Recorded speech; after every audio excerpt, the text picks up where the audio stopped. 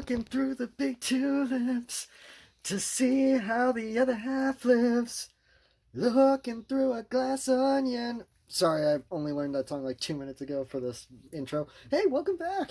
Yeah, we're back. It's been a while. But now, welcome back to StillerBros, the movies, where today we are covering a movie that we've been looking forward to pretty much since the first movie came out. Ladies and gentlemen, Glass Onion. Now, obviously, as I have stated before on this channel, Rian Johnson is one of my favorite directors of all time. So I'm obviously going to be very excited for anything he puts out, let alone a sequel to one of my favorite movies of 2019. Yeah, so Glass Onion. What is there to say about it other than it's another Benoit Blanc adventure, but it's also got a star-studded cast, the likes of which make Knives Out look like they just got a bunch of community theater actors. Yeah, we got some pretty big names. We got Edward Norton, Janelle Monáe, Dave Bautista, Kate Hudson, Leslie Odom Jr. now officially making him the first actor to do the double trick of Kenneth Branagh's Poirot movies and Rian Johnson's Agatha Christie, his Benoit Blanc honk homages, and just a bunch more where that came from. We also have obviously returning Rian Johnson staples of Joseph Gordon-Levitt and Noah Hegan somewhere in there. But for now, all we know is the very basic premise. It's basically a bunch of people get together for a murder mystery plot on an island, on an abandoned island, and then something goes wrong that leads to Benoit Blanc needing to solve yet another mystery. And Daniel Craig, of course, is going to be amazing in this because he was amazing in the first one. But whodunits have kind of gotten back into style since the first Knives Out, with the release. We've gotten Death on the Nile and Only Murders in the Building, and coming next month, Rian Johnson will be doing Poker Face. So it's just so if anything, we should thank Rian Johnson for bringing the whodunit genre back. Yeah. And now we've got this whole thing where Glass Onion is probably one of the biggest movies on Netflix right now, mostly because it's the holiday season and Netflix isn't putting much out. Yeah, but it's especially exciting because Netflix got us to have a 2-movie deal. So this movie comes out, and then we're going to be getting a new one eventually. Yeah, hopefully soon, but we're still also waiting on that Rian Johnson trilogy. Yeah. Other than that, I don't know what else to say except I guess we'll see after the jump. Yeah, pretty much. Bye. Full disclosure, it is 3 days later. Originally we did record our post-conceptions after we actually saw the movie on the 23rd, but then after thinking on it for a while, we kind of realized that we don't want to make our thoughts on what we have determined might be our favorite movie of the year end up being only slightly longer than our thoughts on the first Minions movie. Yeah. Also, we watched it again and we loved it even more the second time. So yeah, this is probably the best movie we've seen all year, and it's great. So let's actually get into what is going on with this movie. Glass Onion is fantastic for multiple reasons, and many of them the same reasons that Knives Out was great.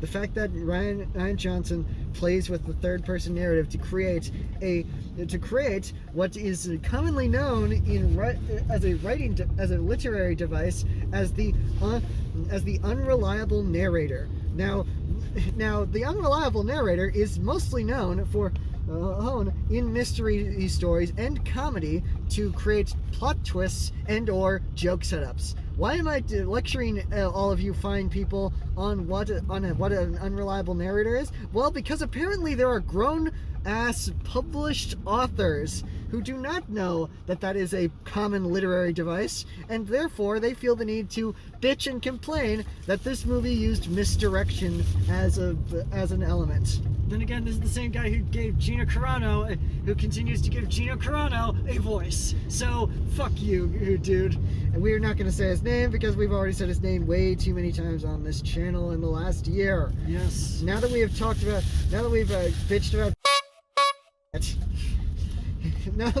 about that, let's get into the actual stuff we love about this movie. This movie if I could think about about whether or not I like this or Knives Out better, I might like this a little bit better. But then again, basically on the premise that it's just a little bit funnier than Knives Out.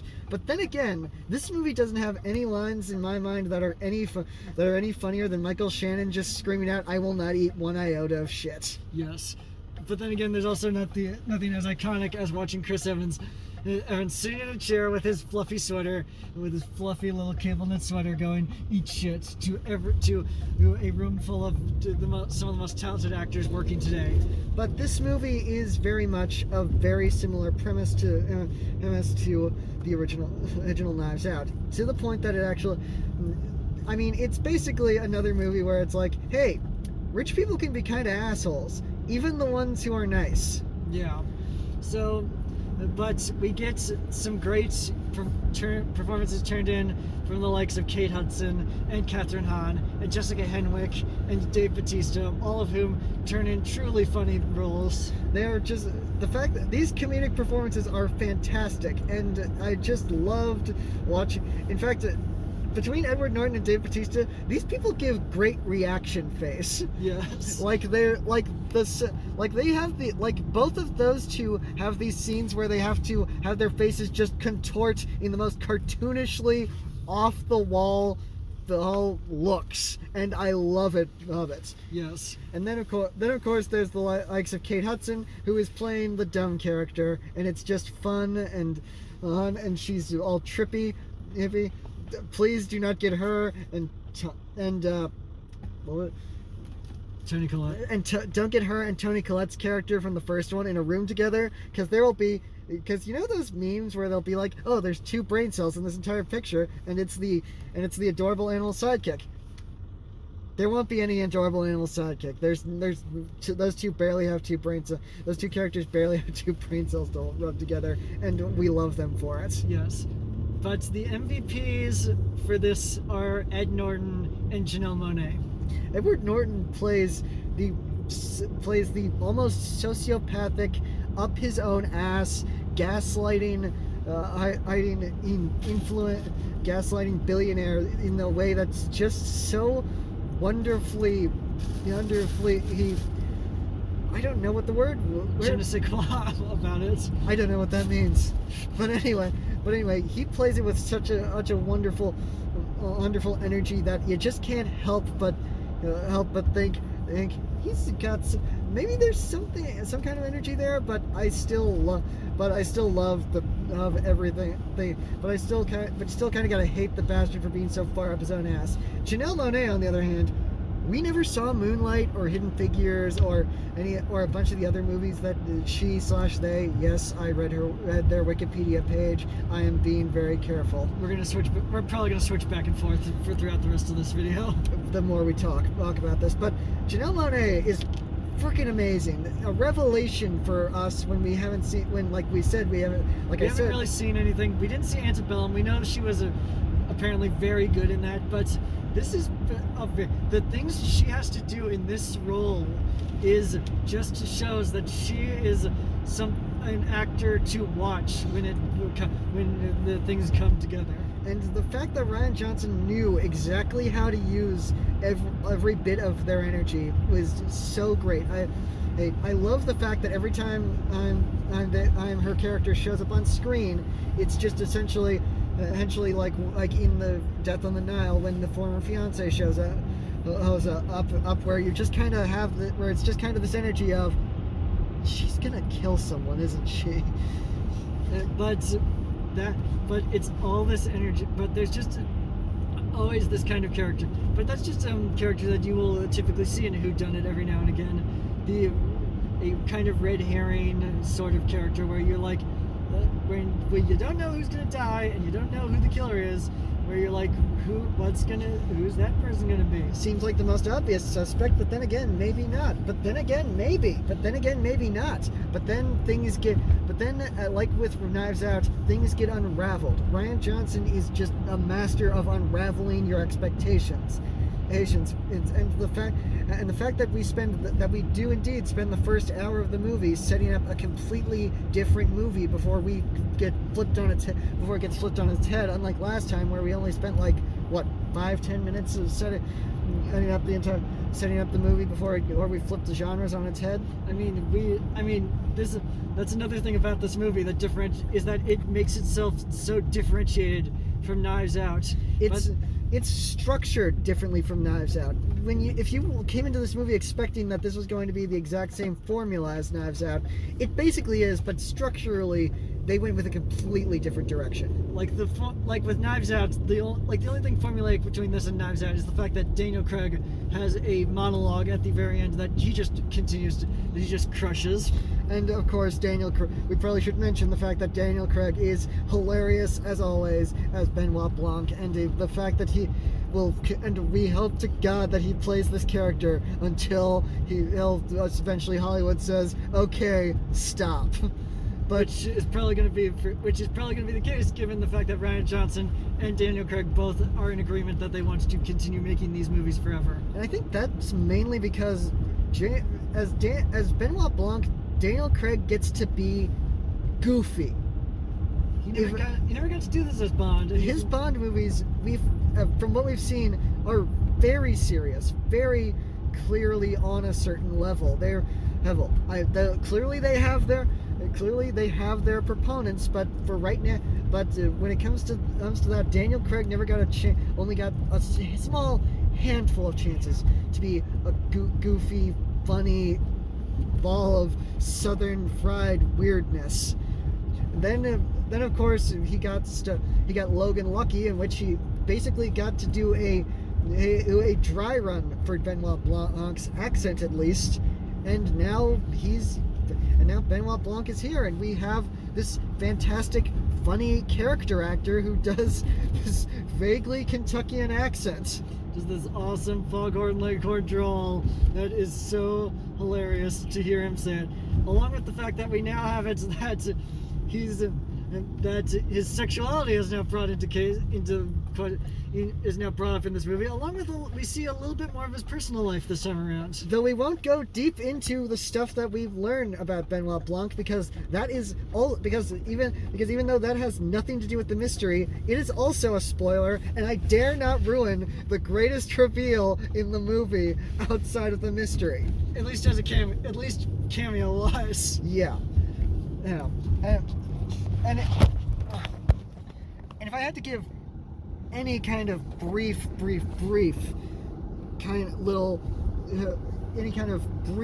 little criticism towards most of anything in this movie, Ethan Hawke was kind of wasted. Just a little bit.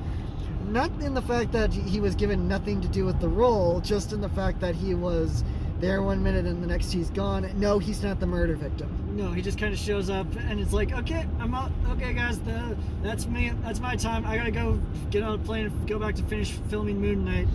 But this movie is also surprisingly timely, considering who Edward Norton's character is very obviously based off of, and at least partially, and at least what's been going on in the world, and it's just kind of amazing the way that they makes call outs, but also plays both sides of things. Like Catherine Hahn's character is a politician, but it clearly states that, but it very subtly implies she's a Democrat, but also she's got these certain points of view that she's very much pushing towards.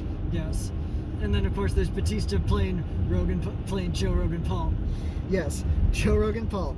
If Joe Rogan was one of the Paul brothers. You're welcome, America, for that hilarious pun that we came up with months ago. With perfect casting of the muscled up, tatted up guy. Even though I will stand firm that I imagine Dave Bautista could probably kick Joe Rogan's ass in the ring. Yeah, but Bautista is hilarious as always when he gets this completely different energy from Drax the Destroyer. Completely different energy from when he last starred opposite Daniel Craig, even. And we'll get a little deeper into other people like Leslie Odom Jr.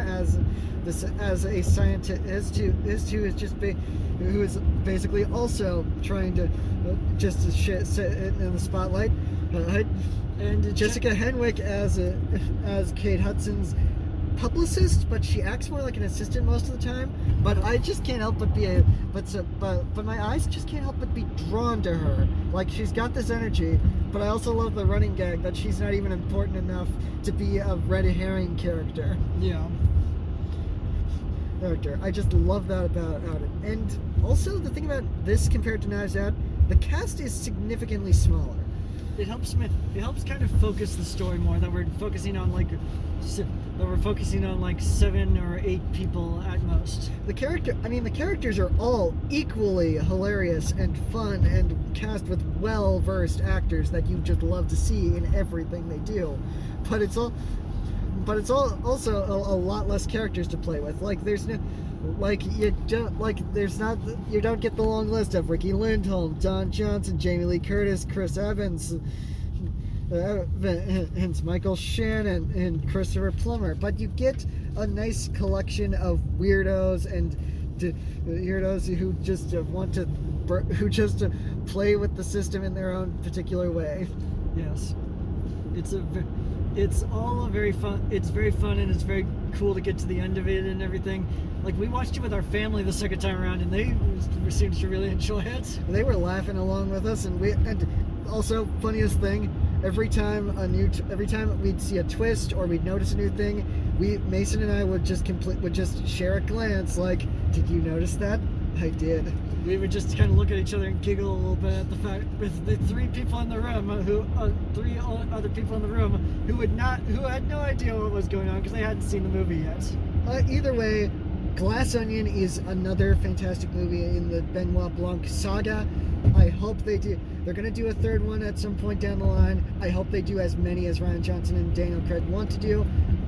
Even though I still am holding out hope that maybe one day we will see Rian Johnson's Star Wars trilogy. They continue to say that it will eventually happen. It's on the back burner now because Rian Johnson is obviously busy with the Knives Out movies. But yeah, right now, the Knives Out. I am perfectly content watching more Knives Out movies, hoping against hope that eventually we will eventually get him back in a galaxy far, far away. Especially if all the movies just keep doing what this one did, where they just kind of keep switching up genres with every single movie. Yeah. But all in all, guys, that's it. Be sure to like this video, subscribe to this channel, leave in the comments what you thought of Glass Onion. Please, no spoilers. This is a very spoiler-less movie that you need to go into as blind as possible, so you probably shouldn't have been watching this video. Yeah. Anyway, be sure to tune in next time when I see you. Bye.